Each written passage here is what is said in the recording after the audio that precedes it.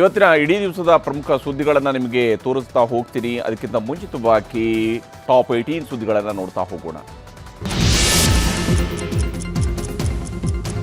Iran ಮತ್ತು Israel ನಡುವೆ ನಡೀತಾ ಇರುವಂತಹ ಯುದ್ಧದ ಮೇಲೆ ಭಾರತಕ್ಕೆ ರಷ್ಯಾ ಆಪತ್ ಬಾಂಧವನ ರೀತಿಯಲ್ಲಿ ನೆರವಾಗಿದೆ.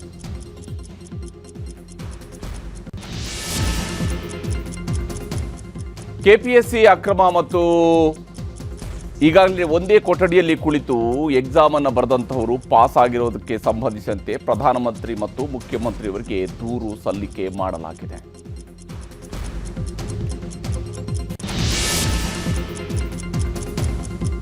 ಕೆಪಿಎಸ್ಸಿ ಅಕ್ರಮದ ಬಗ್ಗೆ ರಾಜ್ಯ ಸರ್ಕಾರದ ಪರವಾಗಿ ಮುಖ್ಯ ಕಾರ್ಯದರ್ಶಿಯವರು ಕೆಪಿಎಸ್ಸಿಯಿಂದ ವರದಿಯನ್ನ ಕೇಳಿದ್ದಾರೆ. ಆ ಮೂಲಕ ಒಂದೇ ಕೊಠಡಿಯಲ್ಲಿ ಕುಳಿತು ಪರೀಕ್ಷೆಯಲ್ಲಿ ಬರೆದಂತಹವರಲ್ಲಿ ಆಗಿರುವ ಅಕ್ರಮದ ಬಗ್ಗೆ ಈಗ ಸರ್ಕಾರ ಅಧಿಕೃತವಾಗಿ ಮಾಹಿತಿಯನ್ನ ಕೇಳಿದೆ. ಆದರೆ ನಮ್ಮಿಂದ ಯಾವುದೇ ರೀತಿಯಂತ ಅಕ್ರಮ ಆಗಿಲ್ಲ ಅಂತ ಹೇಳಿ ಕೆಪಿಎಸ್ಸಿ ಕಾರ್ಯದರ್ಶಿ ನ್ಯೂಸ್ 18ಗೆ ಸ್ಪಷ್ಟಪಡಿಸಿದ್ದಾರೆ.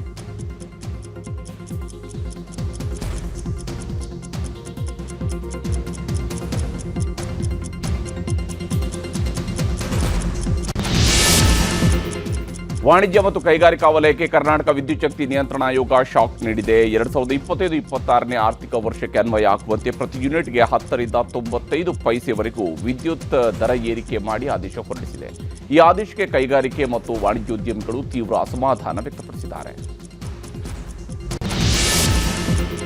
ರಾಜ್ಯ ಸರ್ಕಾರದ ವಿರುದ್ಧ ಗುತ್ತಿಗೆದಾರರು ಮಾರ್ಚ್ 6ರಂದು ಬೆಂಗಳೂರಿನ ಫ್ರೀಡಂ ಪಾರ್ಕ್ನಲ್ಲಿ ಪ್ರತಿಭಟನೆಗೆ ಸಜ್ಜಾಗಿದ್ರು. ಆದರೆ ಗುತ್ತಿಗೆದಾರರ ಹೋರಾಟದ ಎಚ್ಚರಿಕೆಗೆ ರಾಜ್ಯ ಸರ್ಕಾರ ಮಣಿದಿದೆ.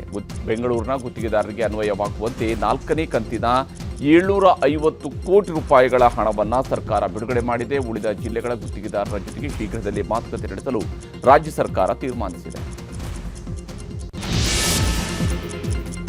ಬೀದರ್ ಜಿಲ್ಲೆಯ ಬಸವ ಕಲ್ಯಾಣದಲ್ಲಿ ಹೈಡ್ರಾಮಾ ನಡೆದಿದೆ. ಮುಸ್ಲಿಂ ಮೌಲ್ವಿಗಳ ಮೇಲೆ ಹಿಂದೂ ಯುವಕರು ಹಲ್ಲೆ ನಡೆಸಿದ್ದಾರೆ ಎನ್ನುವಂತಹ ಆರೋಪ ಕೇಳಿಬಂದಿತ್ತು. ಇದರಿಂದ ಕೆರಳಿದ ಸಾವಿರಾರು ಮುಸ್ಲಿಂ ಸಮುದಾಯದವರು ಬಸವ ಕಲ್ಯಾಣ ನಗರ ಪೊಲೀಸ್ ಠಾಣೆಗೆ ಮುತ್ತಿಗೆ ಹಾಕಿದರು. ಪೊಲೀಸರು ಜನರನ್ನ ಚದುರಿಸೋದಿಕ್ಕೆ ಲಘು ಲಾಠಿ ಪ್ರಹಾರ ನಡೆಸಿದ್ದಾರೆ.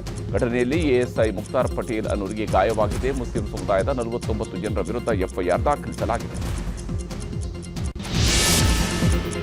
ಬಾಗಲಕೋಟೆಯಲ್ಲಿ ಧರ್ಮದಂಗಲ್ ಶಾಂತವಾಗಿದೆ. ಈ ಮಧ್ಯೆ ವಿವಾದಿತ ಪಂಕಾ ಮಸೀದಿ ಹತ್ತಿರವೇ ಹೋಳಿ ಹಬ್ಬದ ಮೆರವಣಿಗೆ ಮಾಡಲಾಯಿತು. ಮೆರವಣಿಗೆ ಬರ್ತಾ ಇದ್ದಂತೆಯೇ ಹಿಂದೂ ಯುವಕರು ಯಾರಪ್ಪಂದ್ ಏನೈತಿ, ಹಿಂದೂಸ್ತಾನ್ ನಮ್ದೈತಿ ಅಂತ ಘೋಷಣೆಯನ್ನು ಕೂಗಿದ್ರು. ಈ ವೇಳೆ ಗಲಾಟೆ ಆಗಿದ್ದು ಯುವಕರನ್ನ ನಿಯಂತ್ರಿಸುವುದಕ್ಕೆ ಪೊಲೀಸರು ಹರಸಾಹಸ ಪಟ್ಟರು. ಪವಿತ್ರ ಗೌಡಗೆ ಮನೆ ಊಟ ನೀಡಲು ಹೈಕೋರ್ಟ್ ನಿರಾಕರಿಸಿದೆ. ಪವಿತ್ರ ಗೌಡ ಜೊತೆ ನಾಗರಾಜ್ ಲಕ್ಷ್ಮಣ್ಗೂ ಜೈಲೂಟವೇ ಗಟ್ಟಿಯಾಗಿದೆ. ಕೈದಿಗಳು ಕೇಳಿದ ಕೂಡಲೇ ಮನೆ ಊಟ ಒದಗಿಸುವುದಕ್ಕೆ ಆಗುವುದಿಲ್ಲ, ವೈದ್ಯಕೀಯ ಸಮಸ್ಯೆ ಇದ್ದರೆ ಮಾತ್ರ ಮನೆ ಊಟಕ್ಕೆ ಅವಕಾಶ ಇದೆ ಅಂತ ನ್ಯಾಯಮೂರ್ತಿ ಎಂ ನಾಗಪ್ರಸನ್ನ ಅವರ ಪೀಠ ಹೇಳಿದೆ.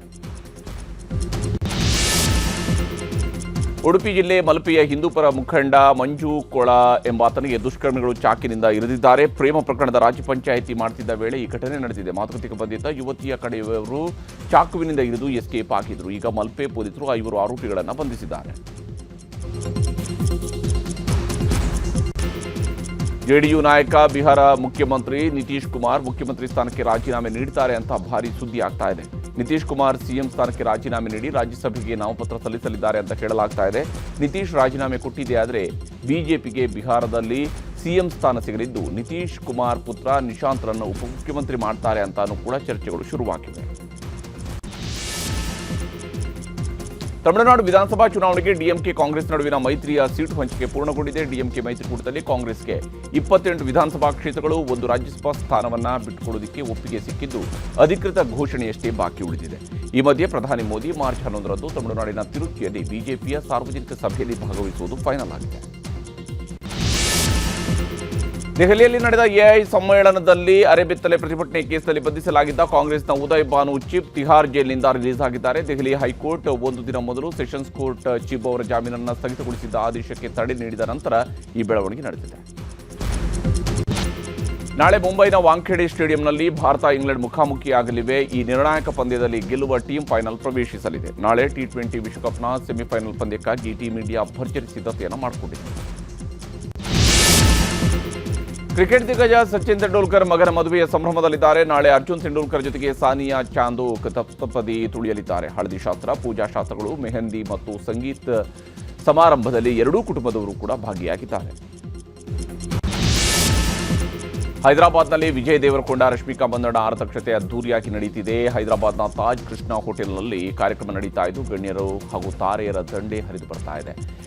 ಆರತಕ್ಷತೆಯಲ್ಲಿ ವಿಜಯ್ ದೇವರಕೊಂಡ ಮೈಸೂರು ರೇಷ್ಮೆ ಪಂಚೆ ಬಿಳಿ ಶರ್ಟ್ ತೊಟ್ಟಿದ್ರೆ ಕೆಂಪು ಬಣ್ಣದ ಮೈಸೂರು ರೇಷ್ಮೆ ಸೀರೆಯಲ್ಲಿ ರಶ್ಮಿಕಾ ಕಂಗೊಳಿಸಿದ್ದಾರೆ.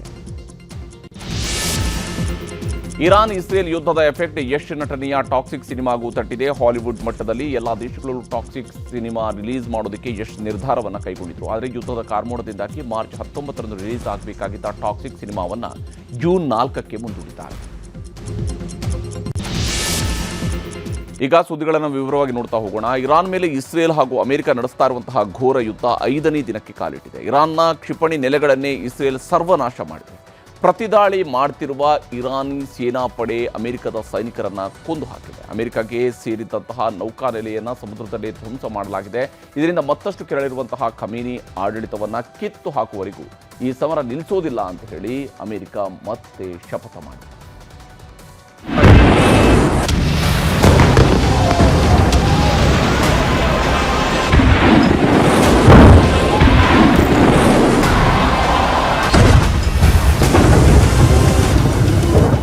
ಭೀಕರ ದಾಳಿ, ಭೀಭತ್ಸ ಸ್ಫೋಟ, ಬೆಂಕಿಯ ಕೆನ್ನಾಲಗೆ ಆಗಸದೆತ್ತರಕ್ಕೆ ಚಿಮ್ಮುತ್ತಿದ್ದು ಒಂದು ಸ್ಫೋಟಕ್ಕೆ 10 ಕಟ್ಟಡಗಳು ಧ್ವಂಸ ಆಗ್ತಿವೆ. ಈ ಘೋರ ಸ್ಫೋಟ ಸಣ್ಣ ಉದಾಹರಣೆಯಷ್ಟೇ. ಇಂಥ 100 ಬಾಂಬ್ಗಳು ಮಧ್ಯಪ್ರಾಚ್ಯದಲ್ಲಿ ಕ್ಷಣ ಕ್ಷಣವೂ ಕೇಕೆ ಹಾಕುತ್ತಿವೆ. ಅಂದ ಹಾಗೆ ಇದು ಇಸ್ರೇಲ್ ಅಮೆರಿಕ ಜಂಟಿಯಾಗಿ ಇರಾನ್ ರಾಜಧಾನಿಯ ಟೆಹರಾನ್ಗೆ ಹಾಕಿರುವ ಬಾಂಬ್ನ ಭೀಕರ ದೃಶ್ಯ. ಇರಾನ್ ಕ್ಷಿಪಣಿ ಸಂಗ್ರಹಣಾ ಘಟಕಗಳೇ ನಿರ್ನಾಮ. ಪಶ್ಚಿಮ ಇರಾನ್ನ ಇಸ್ಫಹಾನ್ನಲ್ಲಿರುವ ಗದರ್ ಕ್ಷಿಪಣಿಗಳ ಘಟಕ ಆಗಿದ್ದು. ಇದೇ ಜಾಗದಲ್ಲೇ ಇರಾನ್ನ ಅರ್ಧಕ್ಕರ್ಧ ಬ್ಯಾಲಿಸ್ಟಿಕ್ ಕ್ಷಿಪಣಿಗಳ ಸಂಗ್ರಹ ಆಗಿದೆ. ಇಲ್ಲೇ ಇರಾನ್ ದೈತ್ಯ ಕ್ಷಿಪಣಿಗಳನ್ನ ಉತ್ಪಾದನೆ ಮಾಡುತ್ತಿತ್ತು. ರಹಸ್ಯವಾಗಿ ಯಾರಿಗೂ ಗೊತ್ತಿಲ್ಲದೆ ಬೆಟ್ಟಗುಡ್ಡಗಳ ಮಧ್ಯೆ ಇದ್ದ ಈ ಅಡಗು ತಾಣವನ್ನ ಇಸ್ರೇಲ್ ಉಡೀಸ್ ಮಾಡಿದೆ.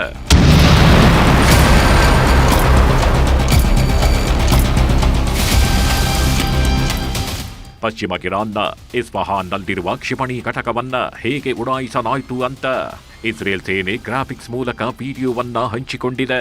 ಅಷ್ಟೇ ಅಲ್ಲ, ಇದೇ ಕ್ಷಿಪಣಿ ಸಂಗ್ರಹದಲ್ಲಿದ್ದ ಇರಾನ್ನ ಅತಿರಥ ಮಹಾರಥ ನಾಯಕರು ಘೋರ ಸಾವನ್ನಪ್ಪಿದ್ದಾರೆ. ಅಂದಾಜು 300 ಇರಾನಿನ ಕ್ಷಿಪಣಿ ಉಡಾವಣಾ ವಾಹನಗಳನ್ನ ಇಸ್ರೇಲ್ ಸರ್ವನಾಶ ಮಾಡಿದೆ ಅಂತ ಹೇಳಿಕೊಂಡಿದೆ. ಇರಾನ್ನಿಂದಲೂ ಇಸ್ರೇಲ್ ಮೇಲೆ ಘೋರ ದಾಳಿ. ಇದು ಇರಾನ್ ದೇಶ ಪ್ರಯೋಗಿಸಿದ್ದ ಫತ್ತಾ-2 ಇರಾನಿ ಹೈಪರ್ಸಾನಿಕ್ ಕ್ಷಿಪಣಿ. ಎಷ್ಟು ವೇಗದಲ್ಲಿ ಈ ಕ್ಷಿಪಣಿ ಇಡೀ ಏರಿಯಾವನ್ನೇ ಹೇಗೆ ನಿರ್ನಾಮ ಮಾಡಿತು ನೋಡಿ. ಇರಾನಿನ ಕ್ಷಿಪಣಿಗಳು ಆಕಾಶದಲ್ಲಿ ಇಸ್ರೇಲ್ನ ಒಂದೊಂದು ದಾಳಿಯನ್ನು ಹಿಮ್ಮೆಟ್ಟಿಸ್ತಿದೆ ಅಂತ ಇರಾನ್ ಆರ್ಮಿ ಈ ವಿಡಿಯೋ ಪೋಸ್ಟ್ ಮಾಡಿದೆ. ಅಂದ ಹಾಗೆ ಇಸ್ರೇಲ್ ಹಾಕಿದ ಬಾಂಬುಗಳನ್ನ ಇಸ್ರೇಲ್ ನೆಲದಲ್ಲದೆ ಇರಾನ್ ನಿಷ್ಕ್ರಿಯಗೊಳಿಸಿದ್ದು. 12ಕ್ಕೂ ಹೆಚ್ಚು ಇಸ್ರೇಲಿಗರು ಈ ಸ್ಫೋಟದಲ್ಲಿ ಸತ್ತಿದ್ದಾರೆ ಅಂತ ಇರಾನ್ ಹೇಳಿಕೊಂಡಿದೆ. ಈ ದೃಶ್ಯ ದುಬೈನದ್ದು. ದುಬೈನಲ್ಲಿರುವ ಅಮೆರಿಕದ ದೂತಾವಾಸ ಕಚೇರಿಯನ್ನ ಇರಾನ್ ಡ್ರೋನ್ಗಳ ಮೂಲಕ ಹಾಕ್ತಿರೋ ಬಾಂಬುಗಳು ಅಮೆರಿಕ ದೂತಾವಾಸ ಕಚೇರಿಯನ್ನೇ ನೆಲಸಮ ಮಾಡಿದೆ. ಇದು ಇಸ್ರೇಲ್ನ ಟೆಲ್ ಅವೀವ್ ನಗರ. ಇರಾನ್ ಹಾಕ್ತಿರೋ ಸೇಡಿನ ಬಾಂಬ್ಗಳು ಇಸ್ರೇಲ್ನ ಟೆಲ್ ಅವೀವ್ ನಗರದ ಕಟ್ಟಡಗಳನ್ನೇ ಹೇಗೆ ಧ್ವಂಸ ಮಾಡಿ ನಾಶ ಮಾಡಿದೆ ಅನ್ನೋದಕ್ಕೆ ಕಣ್ಣೆದುರಿಗಿರೋ ನೈಜ ಉದಾಹರಣೆ.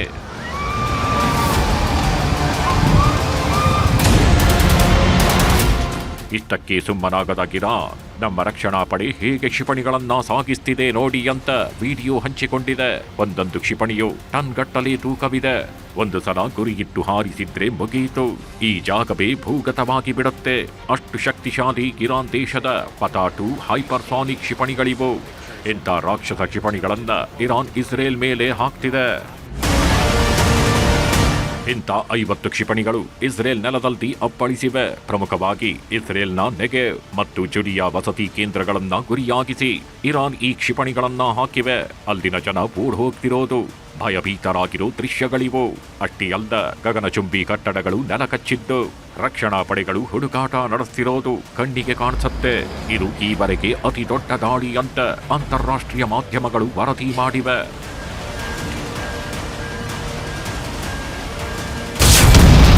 ಇರಾನ್ ನೌಕಾಪಡೆ ಶ್ರೀಲಂಕಾ ಸಮೀಪ ಜಲಸಮಾಧಿ.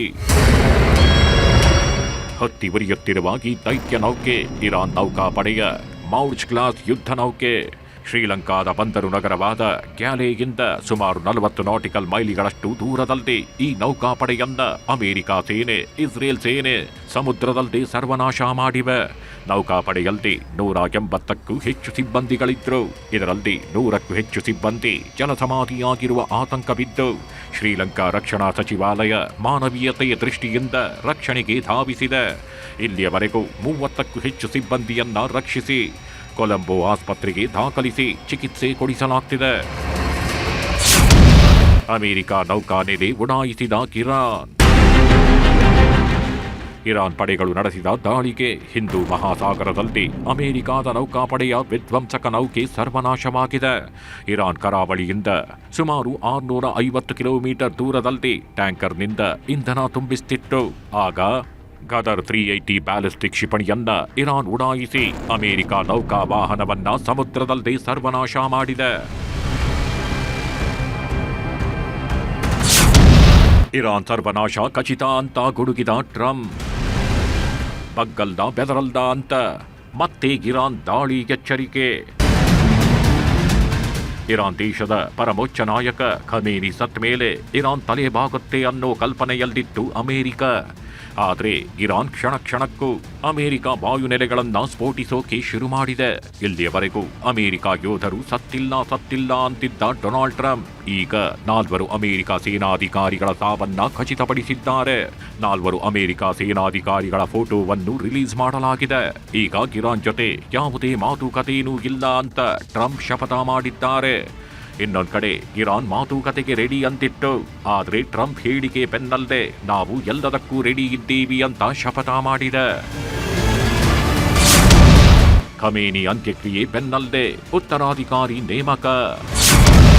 ಉತ್ತರಾಧಿಕಾರಿಯನ್ನು ಹತ್ಯೆ ಮಾಡ್ತೀವಿ ಎಂದ ಇಸ್ರೇಲ್. ಇರಾನ್ ಪರಮೋಚ್ಚ ನಾಯಕ ಆಯತುಲ್ಲಾ ಅಲಿ ಖಮೇನಿ ಹತ್ಯೆ ಬಳಿಕ ಆ ಸ್ಥಾನಕ್ಕೆ ಅವರ ಮಗ ಮೊಜ್ತಬಾ ಖಮೇನಿ ನೇಮಕ ಆಗಿದ್ದಾರೆ.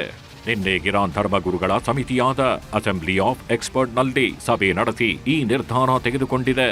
ಆದರೆ ಆಯತುಲ್ಲಾ ಅಲಿ ಖಮೇನಿ ಉತ್ತರಾಧಿಕಾರಿಯಾಗಿ ಯಾರೇ ಆಯ್ಕೆಯಾದರೂ ಅವರನ್ನು ಹತ್ಯೆ ಮಾಡ್ತೇವೆ ಅಂತ ಇಸ್ರೇಲ್ ರಕ್ಷಣಾ ಸಚಿವ ಕಾಟ್ಸ್ ಎಚ್ಚರಿಕೆ ನೀಡಿದ್ದಾರೆ. ಇಸ್ರೇಲ್ ದೇಶವನ್ನು ನಾಶ ಮಾಡುವ ಆಲೋಚಕರಿಗೆ, ಯುನೈಟೆಡ್ ಸ್ಟೇಟ್ಸ್ ಮತ್ತು ಮುಕ್ತ ದೇಶಗಳನ್ನು ಬೆದರಿಸುವವರಿಗೆ, ಇರಾನಿನ ಜನರನ್ನ ನಿಗ್ರಹಿಸುವ ಯೋಜನೆ ಮುಂದುವರಿಸುವವರಿಗೆ ಇರಾನಿನ ಭಯೋತ್ಪಾದಕ ಆಡಳಿತದಿಂದ ನೇಮಿಸಲ್ಪಟ್ಟ ಹೊಸ ನಾಯಕನು ನಿರ್ಮೂಲನೆಯಾಗುತ್ತಾನೆ, ನಿಸ್ಸಂದೇಹವಾಗಿ ನಮ್ಮ ಗುರಿಯಾಗುತ್ತಾನೆ ಅಂತ ಇಸ್ರೇಲ್ ರಕ್ಷಣಾ ಸಚಿವ ಕಾಟ್ಸ್ ಎಕ್ಸ್ನಲ್ಲಿ ಪೋಸ್ಟ್ ಹಾಕಿದ್ದಾರೆ.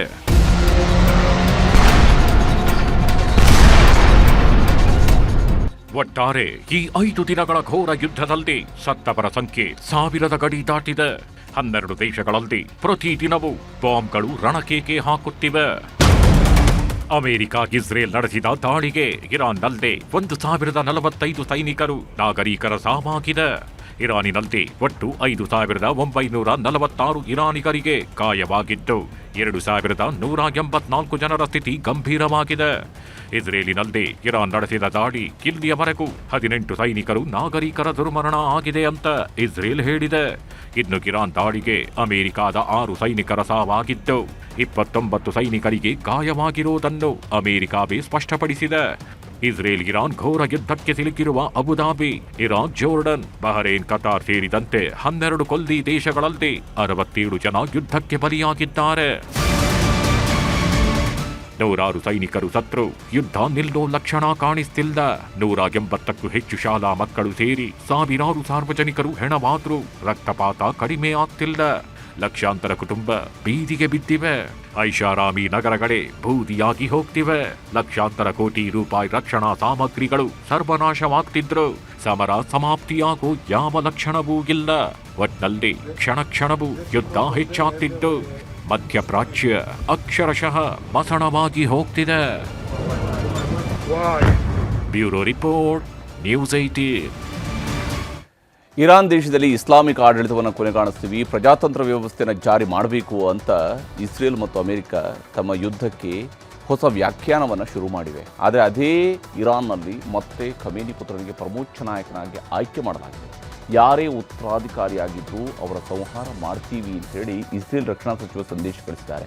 ಈ ಮಧ್ಯೆ ಆಯತುಲ್ಲಾ ಖಮೇನಿಯ ಅಂತ್ಯಕ್ರಿಯೆಯನ್ನು ಮತ್ತೆ 3 ದಿನಗಳ ಕಾಲಕ್ಕೆ ಮುಂದೂಡಿಕೆ ಮಾಡಲಾಗಿದೆ.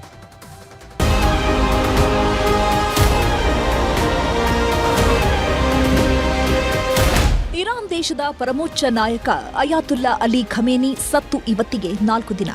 ಇಸ್ರೇಲ್ ಅಮೆರಿಕ ಜಂಟಿಯಾಗಿ ಸಿಡಿಸಿದ ಕ್ಷಿಪಣಿಗೆ ಟೆಹರಾನ್ ನಗರದಲ್ಲಿದ್ದ ಖಮೇನಿ ರಹಸ್ಯ ಜಾಗವೇ ಸ್ಫೋಟವಾಗಿತ್ತು.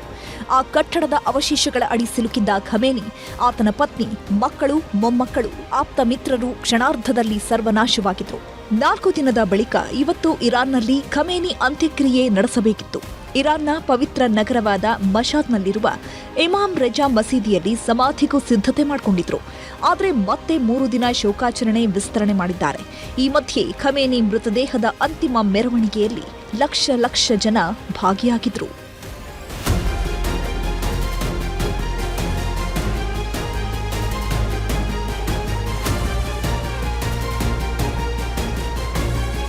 ಇರಾನ್ ಪರಮೋಚ್ಚ ನಾಯಕ ಅಯಾತುಲ್ಲಾ ಅಲಿ ಖಮೇನಿ ಹತ್ಯೆಯಾಗಿ 5 ದಿನದ ಬಳಿಕ ಖಮೇನಿ ಪುತ್ರ ಮೊಜ್ತಾಬಾ ಖಮೇನಿಯನ್ನ ಉತ್ತರಾಧಿಕಾರಿಯನ್ನಾಗಿ ನೇಮಿಸಲಾಗಿದೆ. ಯಾವ ಇರಾನ್ನಲ್ಲಿ ಕುಟುಂಬದ ಸರ್ವಾಧಿಕಾರವನ್ನ ಇಸ್ರೇಲ್ ಕೊನೆಗಾಣಿಸಲು ದಾಳಿ ಮಾಡಿತ್ತೋ ಅದೇ ಕುಟುಂಬಕ್ಕೆ ನಿನ್ನೆ ಇರಾನ್ ಧರ್ಮಗುರುಗಳ ಅಸೆಂಬ್ಲಿ ಆಫ್ ಎಕ್ಸ್ಪರ್ಟ್ ಸಮಿತಿ ಸಭೆ ನಡೆಸಿ ಖಮೇನಿ ಪುತ್ರ ಮೊಜ್ತಾಬಾ ಖಮೇನಿಯನ್ನ ಉತ್ತರಾಧಿಕಾರಿಯನ್ನಾಗಿ ಆಯ್ಕೆ ಮಾಡಿದ್ದಾರೆ. ಅಷ್ಟಕ್ಕೂ ಯಾರು ಈ ಮೊಜ್ತಾಬಾ ಖಮೇನಿ ಅಂತ ನೋಡೋದಾದ್ರೆ, ಅಯಾತುಲ್ಲಾ ಖಮೇನಿಯ 2ನೇ ಹಿರಿಯ ಮಗ ಮೊಜ್ತಾಬಾ ಹೊಸೇನಿ ಖಮೇನಿ ಅಂತ. 8 ಸೆಪ್ಟೆಂಬರ್ 1969ರಲ್ಲಿ ಇರಾನ್ನ ಮಶಾದ್ ನಗರದಲ್ಲಿ ಜನಿಸಿದ ಮೊಜ್ತಾಬಾ ಇಸ್ಲಾಮಿಕ್ ಶಾಸ್ತ್ರವನ್ನ ಅಧ್ಯಯನ ಮಾಡಿ ಧರ್ಮಗುರು ಅಂತಾನೂ ಕರೆಸಿಕೊಂಡ ವ್ಯಕ್ತಿ. ಅಷ್ಟೇ ಅಲ್ಲ, IRGC ಅಂದ್ರೆ ಇಸ್ಲಾಮಿಕ್ ರೆವಲ್ಯೂಷನರಿ ಗಾರ್ಡ್ ಕಾರ್ಪ್ಸ್ನಲ್ಲಿ ತನ್ನದೇ ಹಿಡಿತ ಸಾಧಿಸಿದ್ದ ಮೇಧಾವಿ. ಇರಾನ್ ಸೇನೆ, ಗುಪ್ತಚರ ಸಂಸ್ಥೆ ನಾಯಕರ ಜೊತೆ ನಿಕಟ ಸಂಪರ್ಕದಲ್ಲಿದ್ದ ವ್ಯಕ್ತಿ. ಇರಾನ್ ಸಶಸ್ತ್ರ ಪಡೆಗಳಲ್ಲಿ ಗೌಪ್ಯವಾಗಿ ಕೆಲಸ ನಿರ್ವಹಣೆ ಮಾಡ್ತಿದ್ರು. ತಂದೆ ಖಮೇನಿಯ ರಾಜತಾಂತ್ರಿಕ ನಿರ್ಧಾರಗಳ ಹಿಂದಿನ ಸೂತ್ರಧಾರ ಈತನೇ ಅನ್ನೋದು ಈಗ ಹೊರಗೆ ಬರ್ತಿರೋ ಸತ್ಯ ಸಂಗತಿಗಳು. ಯಾಕಂದ್ರೆ ಅಪ್ಪ ಖಮೇನಿ ಆಡಳಿತದ ವಿರುದ್ಧ ದಂಗೆ ಎದ್ದವರನ್ನ ದಮನಿಸಿದ್ದು ಇದೇ ಮೊಜ್ತಾಬಾ ಅನ್ನೋದು ಜಗಜ್ಜಾಹೀರಾಗ್ತಿದೆ. ಈಗ ಇರಾನ್ ದೇಶದ ಸರ್ವೋಚ್ಚ ನಾಯಕನಾಗಿ ಮೊಜ್ತಾಬಾ ಆಯ್ಕೆಯಾಗಿದ್ದು ಅಧಿಕೃತ ಘೋಷಣೆ ಆಗಬೇಕಿದೆ. ಇಸ್ಲಾಮಿಕ್ ವಂಶ ಪಾರಂಪರ್ಯದಿಂದ ಇರಾನ್ಗೆ ಮುಕ್ತಿ ಕೊಡಿಸ್ತೀವಿ ಅಂತ ಅಮೆರಿಕ ಹೇಳಿದೆ. ಇಸ್ರೇಲ್ ಕೂಡ ಇರಾನ್ನಲ್ಲಿ ಹೊಸ ಆಡಳಿತವನ್ನ ರಚಿಸೋದಕ್ಕೆ ಯುದ್ಧವನ್ನೇ ಸಾರಿದೆ. ಇದರ ಮಧ್ಯೆನೇ ಖಮೇನಿ ಪುತ್ರನಿಗೆ ಸರ್ವೋಚ್ಚ ನಾಯಕನ ಪಟ್ಟ ಕಟ್ಟಿದ್ದಾರೆ. ಅದು ಖಮೇನಿ ಅಂತ್ಯಕ್ರಿಯೆ ದಿನವೇ. ಇದನ್ನೆಲ್ಲ ನೋಡಿದ್ರೆ ಯುದ್ಧ ಇನ್ನಷ್ಟು ತೀವ್ರಗೊಳ್ಳೋದನ್ನ ತಳ್ಳಿ ಹಾಕೋ ಹಾಗಿಲ್ಲ. Bureau report, news 18. ಇನ್ನು ಈ ಘೋರ ಯುದ್ಧದಿಂದ 100 ಕನ್ನಡಿಗರು ಮಧ್ಯಪ್ರಾಚ್ಯ ದೇಶಗಳಲ್ಲಿ ಸಿಲುಕಿದ್ದಾರೆ. ಸಾಕಷ್ಟು ಜನ ವಾಪಸ್ ಆಗ್ತಾ ಇದ್ದಾರೆ. ಆದರೂ ದುಬೈ, ಕತಾರ್, ಕುವೈತ್, ಜೋರ್ಡನ್ ಸೇರಿದಂತೆ 12 ದೇಶಗಳಲ್ಲಿ ಕನ್ನಡಿಗರು ತವರಿಗೆ ಮರಳೋದಕ್ಕಾಗಿ ಪರಿತಪಿಸ್ತಾ ಇದ್ದಾರೆ. ವಿಶೇಷವಾಗಿ ಯಾರೆಲ್ಲ ಪ್ರವಾಸಕ್ಕೆ ಹೋಗಿದ್ರು, ಅಲ್ಲೇ ಕೆಲಸ ಮಾಡ್ತಾ ಇರೋಂಥವ್ರು ಅಲ್ಲೇ ಸೆಟಲ್ ಆಗಿದ್ದಾರೆ, ಅವರು ಯಾವುದೇ ರೀತಿಯಾದಂಥ ಆತಂಕ ಇಲ್ಲ ಅಂತ ಹೇಳ್ತಿದ್ದಾರೆ. ಆದರೆ ಪ್ರವಾಸಕ್ಕೆ ಹೋದವರಿಗೆ ಇನ್ನೆಷ್ಟು ದಿವಸ ಅಲ್ಲಿ ಉಳ್ಕೊಳ್ಳೋದು ಅನ್ನುವಂತಹ ಸಮಸ್ಯೆಯೂ ಕೂಡ ಎದುರಾಗಿದೆ. ಸದ್ಯಕ್ಕೆ ದುಬೈನಲ್ಲಿ 150 ಕನ್ನಡಿಗರಿಗೆ ಅಲ್ಲಿನ ಕನ್ನಡ ಸಂಘಟನೆಯವರು ಊಟ, ವಸತಿ ವ್ಯವಸ್ಥೆಯನ್ನು ಮಾಡಿದ್ದಾರೆ. ಆದರೆ ರಾಜ್ಯ ಸರ್ಕಾರ ಆದಷ್ಟು ಬೇಗ ಆರ್ಥಿಕ ನೆರವು ನೀಡಬೇಕು ಅನ್ನೋಂಥದ್ದು ಸಂಕಷ್ಟಕ್ಕೆ ಸಿಲುಕಿರುವವರು ಮಾಡಿಕೊಳ್ತಾ ಇರುವಂತಹ ಮನವಿ. ವಾರ್ ಎಫೆಕ್ಟ್, ದುಬೈನಲ್ಲಿ ಕನ್ನಡಿಗರ ಲಾ. ಕನ್ನಡಿಗರ ಆಸರೆಗೆ ನಿಂತ ದುಬೈ ಕನ್ನಡ ಸಂಘ. ಇರಾನ್ ಇಸ್ರೇಲ್ ಯುದ್ಧದಿಂದಾಗಿ ದುಬೈನಲ್ಲೇ 150ಕ್ಕೂ ಹೆಚ್ಚು ಕನ್ನಡಿಗರು ಲಾಕ್ ಆಗಿದ್ದಾರೆ. ಬೆಂಗಳೂರಿನಿಂದ ದುಬೈ ಪ್ರವಾಸಕ್ಕೆಂದು 30 ಮಂದಿ ಕನ್ನಡಿಗರು ಹೋಗಿದ್ರು. ವಿಮಾನ ಹಾರಾಟ ಬಂದಾಗಿದ್ರಿಂದ ದುಬೈನಲ್ಲಿ ಸಿಲುಕಿದ್ದಾರೆ. ದುಬೈನಲ್ಲಿ ಸಿಲುಕಿದ್ದ ಬಳ್ಳಾರಿ ಹಾಗೂ ದಾವಣಗೆರೆಯ 50 ಜನರು ತಾಯ್ನಾಡಿಗೆ ವಾಪಸ್ ಆಗುತ್ತಿದ್ದಾರೆ. ರಾತ್ರಿ 9:40ಕ್ಕೆ ಶಾರ್ಜಾದಿಂದ ವಿಮಾನ ಕೇರಳದ ಕೊಚ್ಚಿನ್ಗೆ ಹೊರಡಲಿದೆ. ಕೊಚ್ಚಿನ್ನಿಂದ ಬೆಂಗಳೂರಿಗೆ ಮತ್ತೊಂದು ವಿಮಾನದಲ್ಲಿ ಬರುವ ವ್ಯವಸ್ಥೆ ಮಾಡಲಾಗಿದೆ. ಇನ್ನು ದುಬೈನಲ್ಲಿರುವ ಕನ್ನಡಿಗರು ಪ್ರವಾಸಿಗರ ನೆರವಿಗೆ ನಿಂತಿದ್ದಾರೆ. ಆತಂಕ ಇದೆ, ಇಲ್ಲ ಅಂತ ನಾನು ಹೇಳ್ತಿಲ್ಲ ನಾನು, ಬಟ್ ಪರವಾಗಿಲ್ಲ, ಅಷ್ಟು ಸ್ವಲ್ಪ ಸೇಫ್ಟಿ ಇದೆ. ಎಮರ್ಜೆನ್ಸಿಗೆ ಆಂಬ್ಯುಲೆನ್ಸಸ್ ಇದೆ, ಪೊಲೀಸರು ಇದ್ದಾರೆ, ಎಲ್ಲನೂ ಸೇಫ್ಟಿ ಇದೆ ಆಯ್ತಾ. ಸೊ ನಾನು ರೆಸಿಡೆಂಟ್ ಆಗಿರೋದ್ರಿಂದ ನನ್ನ ಕಡೆಯಿಂದ ಇದು ನಾನು ಹೇಳಬಲ್ಲೆ. ಎಲ್ಲರಿಗೂ ಒಂದು ವ್ಯವಸ್ಥೆ ಅಂತ ಮಾಡಿರೋ ಜಾಗ ಹೆಸರು ಬಂದು, ಹೋಟೆಲ್ ಹೆಸರು ಬಂದು ಎಕ್ಸ್ಕ್ಲೂಸಿವ್ ಮೇಪಲ್ಸ್ ಹೋಟೆಲ್ ಅಪಾರ್ಟ್ಮೆಂಟ್ ಅಂತ, ದುಬೈ ಮೈಸೂರಲ್ಲಿದೆ. ಇದು ನಾನು ನಿಮಗೆ ಜಸ್ಟ್ ಒಂದು ವ್ಯೂ ತೋರಿಸ್ತೀನಿ. ದುಬೈ ಅಂದ್ರೆ ಇದು ನಾರ್ಮಲ್ ಇದೆ ಅಂತ ಸದ್ಯಕ್ಕೆ. ಹೌದು, ನಾನು ಹೇಳಿದಂಗೆ ಆತಂಕ ಇದೆ, ರೋಡಲ್ಲಿ ವೆಹಿಕಲ್ಸ್ ಎಲ್ಲ ಕಮ್ಮಿ ಆಗಿದೆ. ಸೊ ಗೌರ್ಮೆಂಟ್ ಕಡೆಯಿಂದ ಒಂದೇ ಒಂದು ಅವ್ರ ಕಡೆಯಿಂದ ರಿಕ್ವೆಸ್ಟ್ ಅಂದ್ರೆ UAE ಗೌರ್ಮೆಂಟ್ ಕಡೆಯಿಂದ ಏನ್ ರಿಕ್ವೆಸ್ಟ್ ಅಂದ್ರೆ, ಅವಶ್ಯಕತೆ ಇದ್ರೆ ಮಾತ್ರ ನೀವು ಹೊರಗೆ ಕಾಲಿಡಿ. ಕನ್ನಡಿಗರ ನೆರವಿಗೆ ದುಬೈ ಕನ್ನಡ ಸಂಘದಿಂದ ಮೂಲಭೂತ ಸೌಕರ್ಯ ಒದಗಿಸಲಾಗಿದೆ. ಉಳಿದವರಿಗೂ ಆರ್ಥಿಕ ನೆರವಿನ ಅಗತ್ಯವಿದೆ. ಹೀಗಾಗಿ ದುಬೈ ಕನ್ನಡ ಸಂಘ ಕರ್ನಾಟಕ ಸರ್ಕಾರದ ಬಳಿ ನೆರವು ಕೇಳಿದೆ. ಕರ್ನಾಟಕ ಧನ ಸಹಾಯ ಮಾಡಿದ್ರೆ ಎಲ್ಲರಿಗೂ ಸೌಲಭ್ಯ ಸಿಗಲಿದೆ ಎಂದು ದುಬೈ ಕನ್ನಡ ಸಂಘದ ಅಧ್ಯಕ್ಷ ಶಶಿಧರ್ ನಾಗರಾಜಪ್ಪ ಸರ್ಕಾರಕ್ಕೆ ಮನವಿ ಮಾಡಿದ್ದಾರೆ.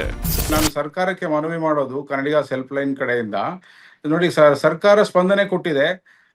ಒಂದಷ್ಟು ಸಹಾಯಧನ ಕೊಡ್ತೀವಿ ಅಂತ ಹೇಳಿದ್ದಾರೆ. ಅದನ್ನ ಈ ಸಮಯದಲ್ಲಿ ಇವತ್ತೇ ಕೊಟ್ರೆ ಅದು ಉಪಯೋಗ ಆಗುತ್ತೆ. ಇಲ್ಲ ಅಂತಂದ್ರೆ ಸರ್ಕಾರದ ಪ್ರೊಸೀಜರ್ಗೋಸ್ಕರ ಕಾದ್ರೆ ಅದು ಯಾವತ್ತೋ ಬಂದು ಎಲ್ಲೋ ಹೋಗುತ್ತೆ, ಸರಿಯಾದ ಫಲಾನುಭವಿಗಳಿಗೆ ಸಿಗೋದಿಲ್ಲ, ಕ್ರೈಸಿಸ್ ಮ್ಯಾನೇಜ್ಮೆಂಟ್ಗೆ ಹೆಲ್ಪ್ ಆಗೋದಿಲ್ಲ. ಅದಕ್ಕೆ ಮುಖ್ಯಮಂತ್ರಿಗಳಲ್ಲಿ ಬೇಡ್ತಾ ಇದ್ದೇನೆ ನಾನು, ಎಲ್ಲ ನಮ್ಮ ಕನ್ನಡಿಗರ ಪರವಾಗಿ, ನಮಗೆ ರೆಸಿಡೆಂಟ್ ಅನಿವಾಸಿ ಕನ್ನಡಿಗರ ಪರವಾಗಿ ಕೇಳ್ತಾ ಇಲ್ಲ. ನಾವೆಲ್ಲ ಇಲ್ಲೇ ಇದ್ದೀವಿ, ನಮ್ಗೆ ಗೊತ್ತಿದೆ ಕಂಟ್ರಿ ಸೇಫ್ ಇದೆ ಅಂತ ಹೇಳಿ, ನಾವು ಆತಂಕ ಇಲ್ಲ. ಆದ್ರೆ ಟೂರಿಸ್ಟ್ಗಳು ಏನ್ ಬಂದಿದಾರಲ್ಲ ಕರ್ನಾಟಕದಿಂದ, ಪಾಪ ಅವರಿಗೆ ಇದು ಬೇರೆ ಜಾಗ.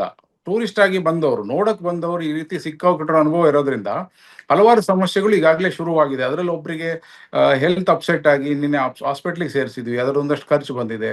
ಈ ತರದೆಲ್ಲ ಬರ್ತಾ ಇರುತ್ತೆ. ಇದಕ್ಕೆ ಸರ್ಕಾರ ಏನು ಭರವಸೆ ಕೊಟ್ಟಿದೆಯಲ್ಲ ಅದನ್ನ ತುರ್ತಾಗಿ ನೆರವೇರಿಸಬೇಕು. ಚಿಕ್ಕಮಗಳೂರು ಜಿಲ್ಲೆಯ ಕೊಪ್ಪ ಬಳಿಯ ಹಿರೇಕೋಡಿ ನಿವಾಸಿ ನಿಶ್ಚಿತ್ ಇರಾನ್ನ ಮರ್ಚೆಂಟ್ ನೇವಿಯಲ್ಲಿ ಕೆಲಸಕ್ಕೆಂದು ಹೋಗಿದ್ರು. ಯುದ್ಧದಿಂದಾಗಿ 6 ದಿನಗಳಿಂದ ನಿಶ್ಚಿತ್ ಪೋಷಕರಿಗೆ ಕರೆ ಮಾಡಿರಲಿಲ್ಲ. ಇದರಿಂದ ಭಯಗೊಂಡಿದ್ದ ಪೋಷಕರು ಮಗನನ್ನ ವಾಪಸ್ ಕರೆಸಿ ಅಂತ ಮನವಿ ಮಾಡಿದ್ರು. ಸದ್ಯ ಈ ಬಗ್ಗೆ ನ್ಯೂಸ್ 18 ಕನ್ನಡ ವರದಿ ಬಿತ್ತರ ಮಾಡಿತ್ತು. ಇನ್ನು ಈ ವರದಿ ನೋಡಿದ ಅನಿವಾಸಿ ಭಾರತೀಯ ಸಮಿತಿ ಮಾಜಿ ಉಪಾಧ್ಯಕ್ಷೆ ಡಾಕ್ಟರ್ ಆರತಿ ಕೃಷ್ಣ ನಿಶ್ಚಿತ್ ಸೇಫ್ ಆಗಿದ್ದಾರೆ ಎಂದಿದ್ದಾರೆ. ಮಗನ ಬಗ್ಗೆ ಕಾಳಜಿ ತೋರಿದ್ದ ನಿಶ್ಚಿತ್ ತಂದೆ ನ್ಯೂಸ್ 18ಗೆ ಧನ್ಯವಾದ ತಿಳಿಸಿದ್ದಾರೆ. ಒಂದು 7-8 ದಿನದಿಂದ ಫೋನ್ ಮಾಡಿರಲಿಲ್ಲ. ಅವನು ಏನಾಗಿದೆ ಏನೋ ಅಂತ ನಮಗೂ ಗೊತ್ತಿರಲಿಲ್ಲ. ಈಗ ಒಂದು ಧೈರ್ಯ ಆಗಿದೆ. ಯಾರು ನಮ್ಮ ಆರತಿ ಕೃಷ್ಣ ಫೌಂಡೇಶನ್ ಅವರು ನ್ಯೂಸ್ 18 ಚಾನಲ್ ಕನ್ನಡ ತುಂಬ ಹೆಲ್ಪ್ ಮಾಡಿದ್ದಾರೆ ನಮಗೆ. ಅವರಿಗೆ ತುಂಬ ಧನ್ಯವಾದಗಳನ್ನು ಹೇಳಕ್ಕೆ ಇಷ್ಟಪಡ್ತೀನಿ ನಾನು. ದುಬೈನಲ್ಲಿ ಸಿಲುಕಿರುವ ಬೀದರ್ ಮೂಲದ 7 ಜನರ ಜೊತೆ ಸಂಸದ ಸಾಗರ್ ಖಂಡ್ರೆ ಕರೆ ಮಾಡಿ ಮಾತನಾಡಿದ್ದಾರೆ. ನಿನ್ನೆಯಷ್ಟೇ ಬೀದರ್ ಕನ್ನಡಿಗರು ದುಬೈನಲ್ಲಿ ಸಿಲುಕಿರುವ ಕುರಿತು ನ್ಯೂಸ್ 18 ವರದಿ ಬಿತ್ತರ ಮಾಡಿತ್ತು. ಸದ್ಯ ವರದಿ ಬೆನ್ನಲ್ಲದೆ 7 ಜನರ ಜೊತೆ ಸಂಸದ ಸಾಗರ್ ಖಂಡ್ರೆ ಮಾತನಾಡಿ ಆತ್ಮಸ್ಥೈರ್ಯ ತುಂಬಿದ್ದಾರೆ. ಅಲ್ಲದೆ ಶೀಘ್ರದಲ್ಲೇ ಭಾರತಕ್ಕೆ ಕರೆತರೋದಾಗಿ ಭರವಸೆ ನೀಡಿದ್ದಾರೆ. ಸದ್ಯಕ್ಕದು ಏನದ ಏರ್ ಕ್ಲಿಯರೆನ್ಸು ಕರೆಕ್ಟಾಗಿ ಅವ್ರಿಗೆ ಸಿಗ್ತಾ ಇಲ್ಲ. ಸ್ವಲ್ಪ 2-3 ಫ್ಲೈಟು ಅವರು ಎಷ್ಟಾಯ್ತು ಅಷ್ಟು ಬಿಡ್ಲತ್ತಾರೆ. ಯಾಕಂತ ಕಂಟಿನ್ಯೂಸ್ ಸ್ಟ್ರೈಕ್ ಆಗ್ಲತ್ತವಲ್ಲ. ಈಗ ಆಲ್ರೆಡಿ ಬೀದರ್ನು ಬಹಳ ಜನ ಅದಾರ ದುಬೈನಲ್ಲಿ. ಹೌದೌದು, ಅದು ನೀವು ವೇಟ್ ಮಾಡ್ರಿ ಸರ್, ನಾನು ನಿಮಗೆ ಹೇಳ್ತೀನಿ. ಈಗಾಗಲೇ ನಾವೆಲ್ಲ ನಮ್ಮ ಸ್ಟೇಟ್ ಗವರ್ಮೆಂಟ್ CM ಮತ್ತು ನಮ್ಮ ಎಂಬಸಿದವರಿಗೆ ಎಲ್ಲರ ಜೊತೆ ನಾವು ಸಂಪರ್ಕದಾಗ ಇದ್ದೀವಿ. ಈ ಮಧ್ಯೆ ಬೆಂಗಳೂರು ವಿಮಾನ ನಿಲ್ದಾಣದಲ್ಲಿ 34 ವಿಮಾನಗಳ ಹಾರಾಟ ರದ್ದು ಮಾಡಲಾಗಿದೆ. ಅಬುದಾಬಿ, ರಿಯಾದ್, ಜದ್ದಾ, ದಮಂ, ದುಬೈ, ದೋಹಾ ವಿಮಾನಗಳು ರದ್ದು ಮಾಡಲಾಗಿದೆ. ಯುದ್ಧ ಭೀತಿಯ ನಂತರವಷ್ಟೇ ಓಪನ್ ಆಗಲಿದ್ದು ಯಾವಾಗ ಓಪನ್ ಆಗತ್ತೆ ಅನ್ನೋ ಟೆನ್ಷನ್ ಮೂಡಿದೆ. Bureau report, news 18. ರಾಜ್ಯ ಸರ್ಕಾರ ಸರ್ಕಾರಿ ಹುದ್ದೆಗಳ ಭರ್ತಿಗಾಗಿ ಆದೇಶ ಹೊರಡಿಸಿತು. ಯಾಗ ಇಲ್ಲಿ ಯುವಕರು ಹೋರಾಟವನ್ನು ತೀವ್ರಗೊಳಿಸೋದಂಥ ಕಾರಣಕ್ಕಾಗಿ. ಆದರೆ ಯಾವಾಗ ಸರ್ಕಾರ ಈ ಒಂದು ನೋಟಿಫಿಕೇಶನ್ ಮಾಡ್ತೋ, ಎಡಗೈ ಮತ್ತು ಬಲಗೈ ಸಮುದಾಯದವರ ಮಧ್ಯೆ ಮೀಸಲಾತಿಯ ಫೈಟ್ ಶುರುವಾಗಿದೆ. ಇದರ ನಡುವೆ AICC ಅಧ್ಯಕ್ಷ ಮಲ್ಲಿಕಾರ್ಜುನ ಖರ್ಗೆ ಅವರಿಗೂ ಕೂಡ ಎರಡೂ ಸಮುದಾಯದ ನಾಯಕರು ದೂರು ಕೊಟ್ಟಿದ್ದಾರೆ. ಕಾಂಗ್ರೆಸ್ ಒಳಗಿನ ಈ ಹಗ್ಗಜಗ್ಗಾಟಗಳನ್ನೇ ಪ್ರತಿಪಕ್ಷಗಳು ಈಗ ಅಸ್ತ್ರ ಮಾಡಿಕೊಂಡು ವಾಗ್ದಾಳಿ ಶುರು ಮಾಡಿವೆ. ಈಗ ಮೀಸಲಾತಿ ಜಟಾಪಟಿ CM ಅಂಗಳವನ್ನು ತಲುಪಿದ್ದು ನಾಳೆ ನಡೆಯಲಿರುವ ಸಂಪುಟ ಸಭೆಯಲ್ಲಿ ಯಾವ ನಿರ್ಧಾರ ಕೈಗೊಳ್ಳುತ್ತಾರೆ ಅನ್ನುವಂತಹ ಕುತೂಹಲ ಮೂಡಿದೆ. ಎಲ್ಲ ಒಟ್ಟಿಗೆ ಸೇರಿ ಅಮಿಕಬಲ್ ಆಗಿ ಸೆಟಲ್ಮೆಂಟ್ ಮಾಡ್ಕೊಳ್ಳಿ ಅನ್ನೋ ಮಾತನ್ನು ಹೇಳಿದರೆ ಕ್ಯಾಬಿನೆಟ್ಗೆ ಚರ್ಚೆ ಆಗುತ್ತೆ. ಹಳೆಯ ಮೀಸಲಾತಿ ಪ್ರಕಾರ ಮಾಡ್ತೇವೆ ಅಂತ ಹೇಳಿ ಹೊರಟಿದ್ದೇವೆ. ರಾಜ್ಯದಲ್ಲಿ ಬೆಂಕಿ ಹಚ್ಚುವಂತ ಕೆಲಸ ಮಾಡಿಕೊಳ್ಳುತ್ತೇವೆ. ಧಾರವಾಡದಲ್ಲಿ ಕರ್ನಾಟಕದ ಜೆನ್ಜಿ ಪಡೆ ಸರ್ಕಾರಿ ಉದ್ಯೋಗ ನೇಮಕಾತಿಗೆ ಆಗ್ರಹಿಸಿ ಬೀದಿಗಿಳಿದಿತ್ತು. ರಾಜ್ಯದ ಉದ್ಯೋಗ ವಂಚಿತರ ಹೋರಾಟಕ್ಕೆ ಮಣಿದ ರಾಜ್ಯ ಸರ್ಕಾರ 3 ದಿನದಲ್ಲೇ 56,000 ಉದ್ಯೋಗಗಳನ್ನು ಭರ್ತಿ ಮಾಡುವ ಭರವಸೆಯನ್ನೂ ಕೊಟ್ಟಿತ್ತು. ಅಷ್ಟೇ ಅಲ್ಲ, 56% ಹೊಸ ಮೀಸಲಾತಿ ಅಡಿಯನ್ನ ಬದಿಗಿಟ್ಟು 2022ರಲ್ಲಿದ್ದ 50% ಮೀಸಲಾತಿ ಅಡಿಯಲ್ಲೇ ನೇಮಕಾತಿಗೂ ತೀರ್ಮಾನಿಸಿದೆ. ಆದ್ರೀಗ ಮೀಸಲಾತಿಗಾಗಿ ಪರಿಶಿಷ್ಟರ ಎಡಗೈ ಬಲಗೈ ಸಮುದಾಯಗಳ ಪೈಪೋಟಿ ಶುರುವಾಗಿದೆ. ಸರ್ಕಾರದ ವಿವಿಧ ಹುದ್ದೆಗಳ ನೇಮಕಾತಿಯಲ್ಲಿ ಒಳ ಮೀಸಲಾತಿ ಜಾರಿಗೊಳಿಸಬೇಕು ಅಂತ ಎಡಗೈ ಸಮುದಾಯದ ನಾಯಕರು ಪಟ್ಟು ಹಿಡಿದಿದ್ದಾರೆ. ಬಲಗೈ ಸಮುದಾಯಕ್ಕೆ ಹೆಚ್ಚು ಪ್ರಾತಿನಿಧ್ಯ ಸಿಗಬೇಕು ಅಂತ ಡಾಕ್ಟರ್ ಜಿ ಪರಮೇಶ್ವರ್, ಸಚಿವ ಎಚ್.ಸಿ. ಮಹದೇವಪ್ಪ ಪಟ್ಟು ಹಿಡಿದಿದ್ದಾರೆ. ವಿಷಯ ದೊಡ್ಡದಾಗ್ತಿದ್ದಂತೆ ರಾಷ್ಟ್ರೀಯ ಕಾಂಗ್ರೆಸ್ ಅಧ್ಯಕ್ಷ ಮಲ್ಲಿಕಾರ್ಜುನ ಖರ್ಗೆ ಅವರನ್ನ ಭೇಟಿ ಮಾಡಿ ಬೇಡಿಕೆ ಸಲ್ಲಿಸಿದ್ರು. ಆಮೇಲೆ ಎಡಗೈ ಸಮುದಾಯದ ನಾಯಕರಾದ ಸಚಿವರಾದ ಕೆಎಚ್ ಮುನಿಯಪ್ಪ, ಆರ್.ಬಿ. ತಿಮ್ಮಾಪುರ, ಮಾಜಿ ಸಚಿವರಾದ ಎಚ್. ಆಂಜನೇಯ ಸೇರಿ ಅನೇಕರು ಪ್ರತ್ಯೇಕವಾಗಿ ಖರ್ಗೆಯವರನ್ನ ಭೇಟಿಯಾಗಿ ಬೇಡಿಕೆ ಸಲ್ಲಿಸಿದ್ರು. ಇಕ್ಕಟ್ಟಿಗೆ ಸಿಲುಕಿರುವ ಮಲ್ಲಿಕಾರ್ಜುನ ಖರ್ಗೆ ಎಲ್ಲರೂ ಒಟ್ಟಿಗೆ ಕೂತು ಚರ್ಚೆ ಮಾಡಿ ಒಮ್ಮತದ ನಿರ್ಧಾರ ಕೈಗೊಳ್ಳಿ ಅಂತ ಹೇಳಿ ಕಳುಹಿಸಿದ್ದಾರೆ. ಕ್ಯಾಬಿನೆಟ್ಗೆ ಚರ್ಚೆ ಆಗುತ್ತೆ. ಕ್ಯಾಬಿನೆಟ್ ಏನ್ ತೀರ್ಮಾನ ತಗೊಳ್ತಾರೆ ಅದನ್ನ ಕಾದ್ ನೋಡೋಣ.